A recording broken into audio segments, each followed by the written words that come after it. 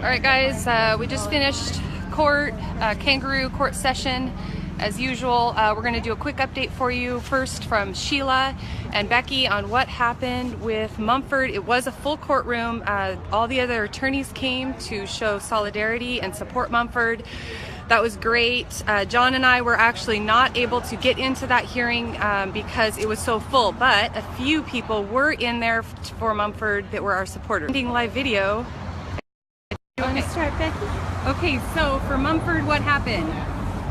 So basically, they've got misdemeanor charges, failure to comply with lawful direction of a police officer, and disturbance, disorderly conduct that disturbs or interferes with federal officer. The maximum for that is each offense.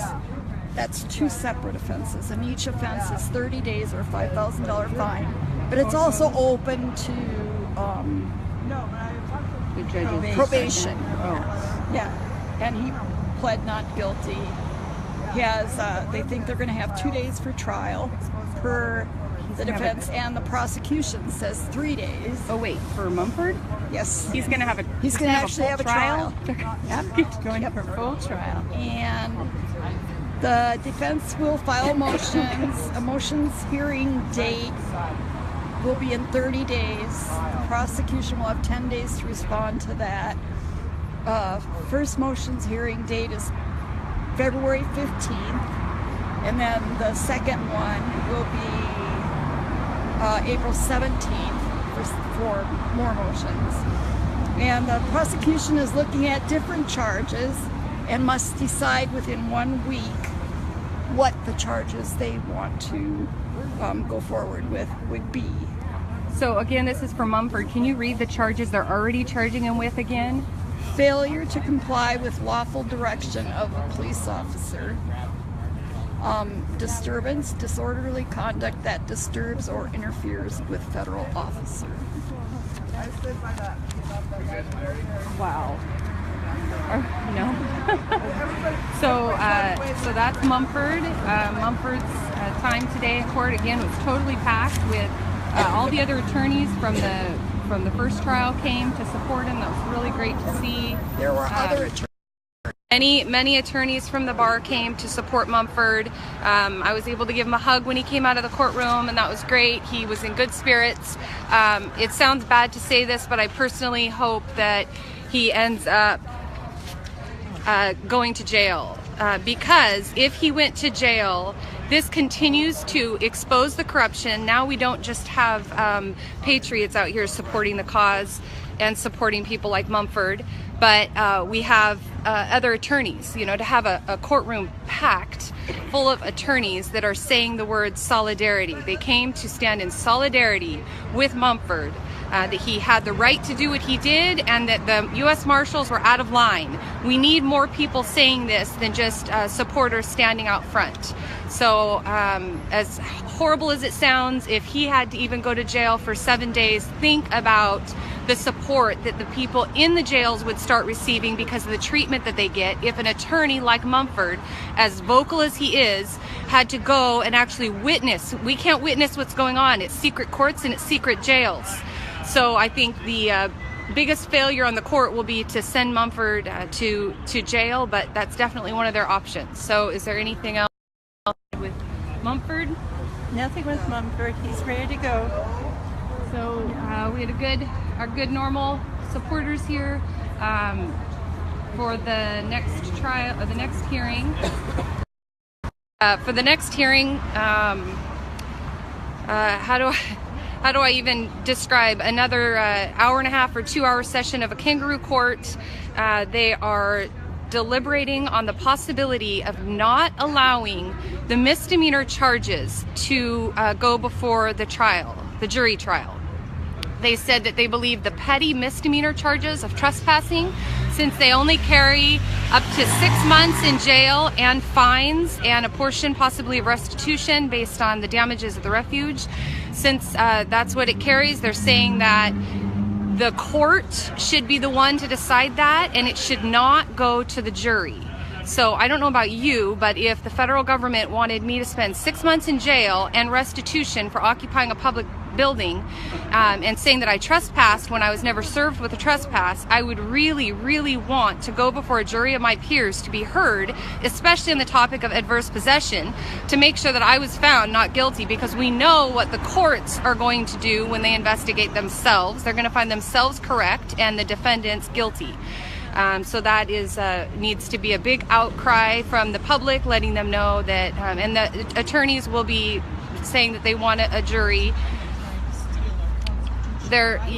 Jason Patrick stood up and said, brought up the fact that his case has not been resolved with the abuse and the aggressive behaviors from the marshals that he's received. The judge told him that that was not for her to decide, that he needed to take that up with the marshals.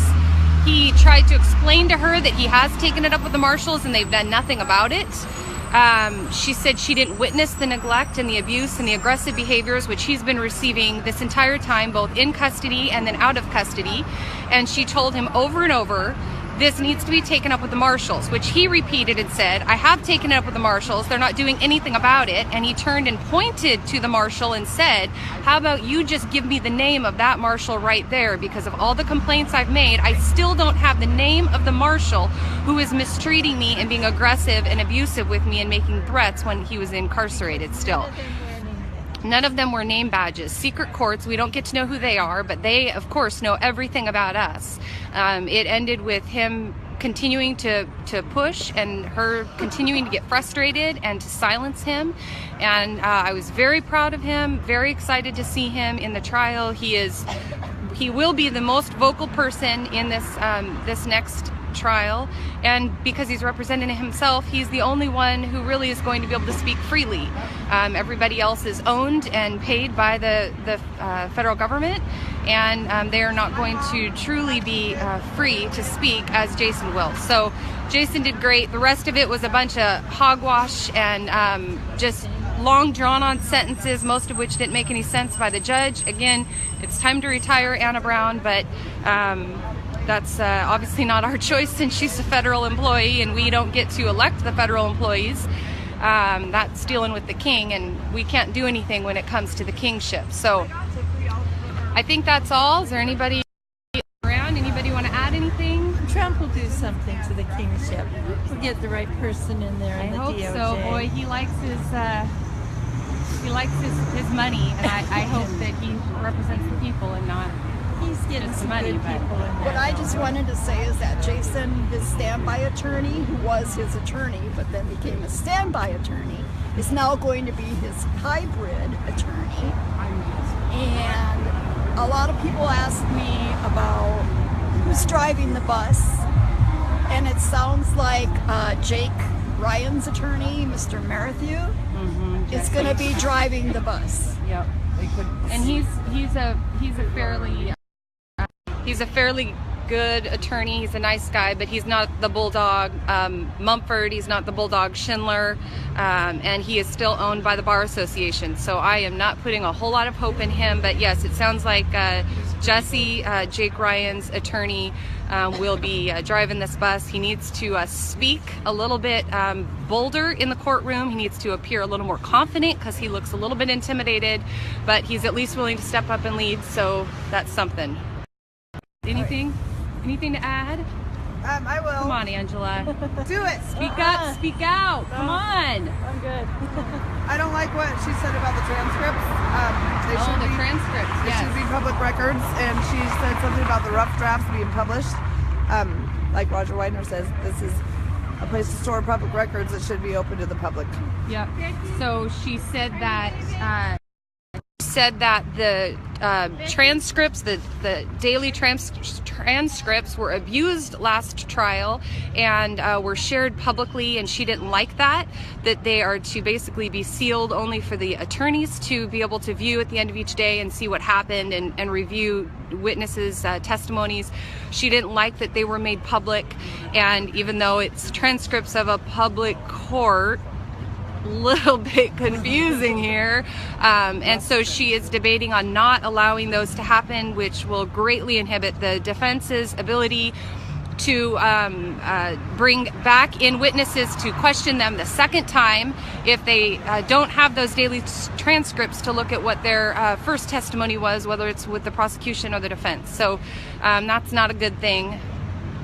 But it's a kangaroo court, guys. It's a joke. There's so much money being spent and so much verbiage that doesn't make any sense to the general public, and it's something else. So heading back into this again, fun times in America, where we are not land of the free, we are land of the controlled and of the deceived. So speak out, speak up, call your elected officials, let them know that the Hammonds, the Bundys need to be set free. All the people involved in the cases need to be set free, and these totally bogus, trumped up charges need to be dropped, and conspiracy charges need to be brought against OSP and the FBI for conspiring together to murder Lavoy Finicum. And we still don't have the names disclosed of who shot Lavoy, and we still don't have the results of the investigation as to the bullets that the FBI fired that they lied about and said that they didn't fire. But once again, the public has to be totally vulnerable with their information, and the courts and the police and the federal agents are secret and closed. So that's America. Stop saying we're a republic, guys, and that it's land of the free. It ain't land of the free. Come into the courtroom. I promise you, you'll see it's not. So that's it. Love you guys. Next hearing, January 20th. Update then. Lawful direction of a police officer, and disturbance, disorderly conduct that disturbs or interferes with federal officer.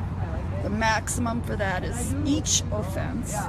That's 2 separate offenses, and each offense is 30 days or $5,000 fine. But it's also open to probation. Yeah, and he pled not guilty. He has. They think they're going to have 2 days for trial per the defense, and the prosecution says 3 days. Oh wait, for Mumford?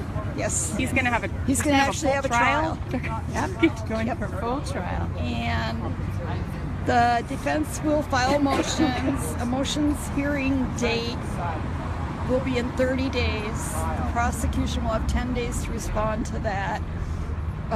First motions hearing date is February 15th, and then the second one will be April 17th for more motion. And I were actually not able to get into that hearing because it was so full, but a few people were in there for Mumford that were our supporters. Ending live video. You want to start, Becky? Okay, so for Mumford, what happened? So basically, they've got misdemeanor charges, failure to comply with. All right, guys, we just finished court, kangaroo court session. As usual, we're going to do a quick update for you first from Sheila and Becky on what happened with Mumford. It was a full courtroom. All the other attorneys came to show solidarity and support Mumford. That was great. John